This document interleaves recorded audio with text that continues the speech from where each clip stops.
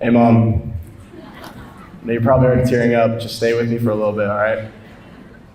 For those who don't know, my mom, Connie Weathers, was born March 7th, 1969 in West Covina, California. Don't let that year fool you. She's still 29 years old. She met my dad while in Hawaii, where he was stationed, and they were quick to fall in love and get married. They had my older sister about 2 years after they got married, and then my other older sister 2 years after that. Finally, me in 2005. My favorite story of my mom is actually my birth. I promise I'm not self-centered, just hear me out. My mother went into labor while my dad was at work, and I ended up being born on the bathroom floor by my mother at home alone with her 2 young daughters. If that short story doesn't clue you into how strong my mother is, I'm not sure what else to tell you, but I'll start with this. Due to my father's service in the Army, he was often deployed. By the time my dad had retired, my mom had already raised us by herself for over half of our lives. She had to raise 3 young kids while moving every couple of years, spending half of those years by herself, and worrying about whether or not her husband would come back safe. She was not only a mother, she was the wife of a soldier.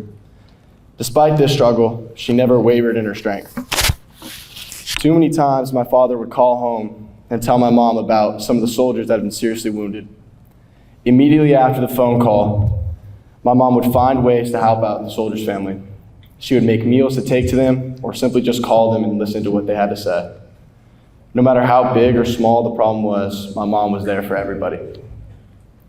She never complained, she never argued, she just did everything she could to help anyone who needed it. In April of my 5th grade year, I fell sick. I had continuous fevers of 105 plus degrees and pain in my hip. My mother had to take me to the emergency room 3 times before they took me into care. She knew that it was more than just a fever. It turned out to be a staph infection in my hip called MRSA.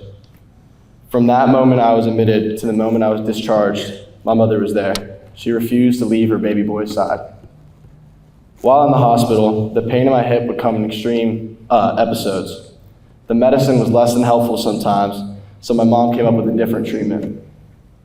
She would pull up a chair next to me, grab my hand, and pray the rosary with me. As we got through the first few Hail Marys, I could feel my pain decrease. It was as if her touch and her prayers would heal me. She continued to do this every time I yelled out in pain. She was the crutch I would lean on for support, and my mother was one of the reasons I got through my stay. I'm not sure how I could have managed without her. She was and still is my support system. She supported me in everything, not just my hardships. She even tried to understand football so we could talk about it together, and she could be a part of something that was incredibly important to me. Fun fact, she actually learned what my position as a linebacker was because Clay Matthews was in Pitch Perfect. Even though she didn't fully understand football, she never stopped believing. My amazing mother would come and sit in my room and ask me questions about games or practices just because she wanted to be a part of it. If it was important to me, it was just as important to her. Mom, I don't know how you did it, but you raised 3 kids and you did a pretty good job too. I know I'll be 1,000 miles away at college soon, in about 6 months, but I want you to know I'll always keep you in my heart. You have always been and will always be the woman I cherish the most. You are the reason I am the man I am today. I can't put into words how much I truly appreciate you. I love you to the moon and back.